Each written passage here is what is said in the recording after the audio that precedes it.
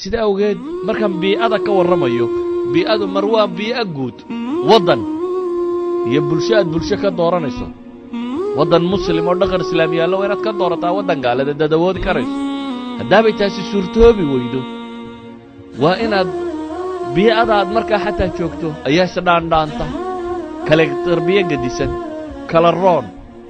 haddaad bii'a wada sakhraana oo wada drop outa oo wada shaqa bilaa shaqa ah oo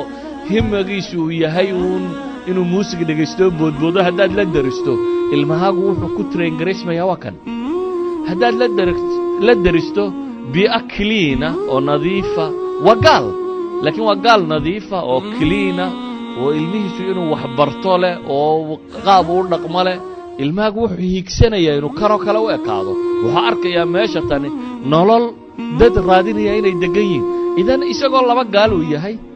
ayuu haddana wuxuu kala gedisan yahay dhaqanka akhlaaqda qaabku u nool yahay nolosha siduu u qiimaynayo wuxuu nolosha ka fahamsan yahay aragtiduu nolosha ka leeyahay waxa uu doonayo uu hiigsanayo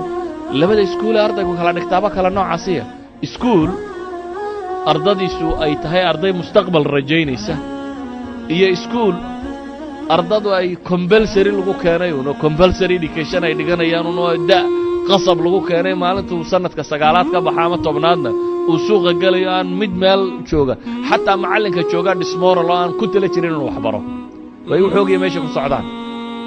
macallinka xataa trainerka ah ee la soo tababaray markuu arko nooca kan siday u eegyiin isaga laftiisa aanay ihtimaam siineen oo dan kala hayn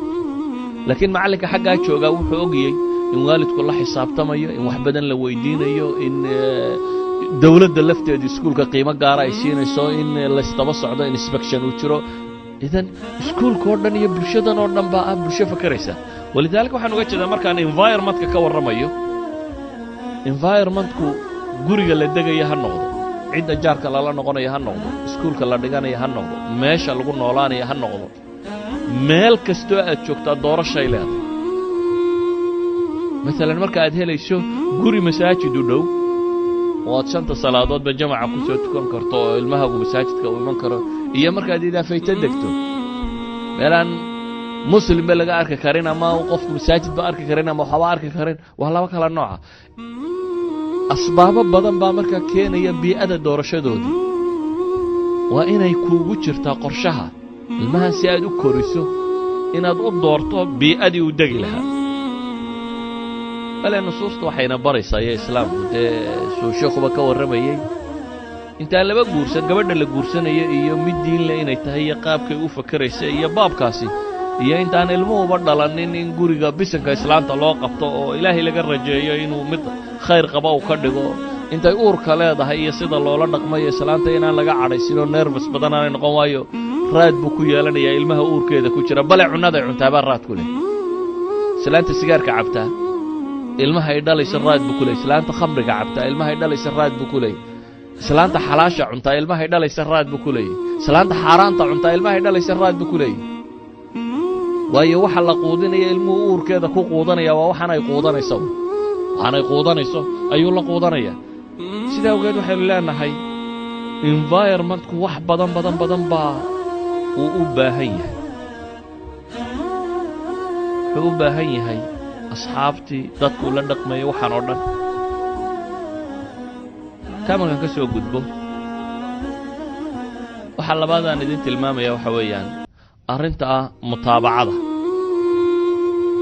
mutaabacadu waxaan uga jeedaa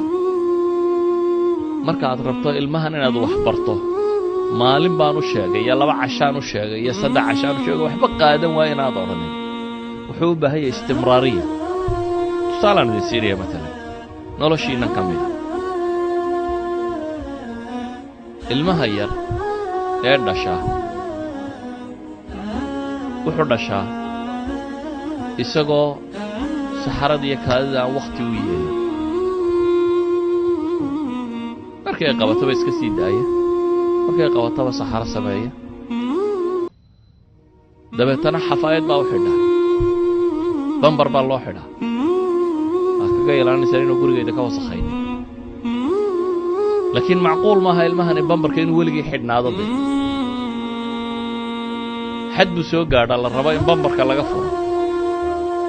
islaan sanad kaga furta iyo mid 8 bilood kaga furta iyo mid 14 bilood kaga furta midba waqtiga doontaa ka furtay waqta laga furaya waqtiga laga furayo marka bambarka laga furo ninkani wuxuu ama ilmahani wuxuu hore u bartay markii kaadii qabatay inuu sii daayo marka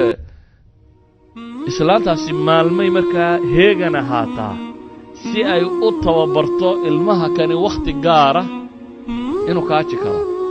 waxay ku bilowdaa markuu soo kacaba inay kaaji siiso dabeetana in yar markuu cabo isagoo in yar iska joogo aan kaadiba hayn bay tiraahdaa kaalay soo kaadiyo waa qaadaaba waxay ku fadhiisaa bahalka way waxay rabeen inuu hadhow kaga kaajo baaduu marmar ay ka baxsato uu ka kaajo way dagaasha ama maagtaayo meeshay masmasaxda eedays baa la ilaaliyaa maalmay sidan ku daba joogtaa marka dambu teen table-kan ilmuhu la qabsada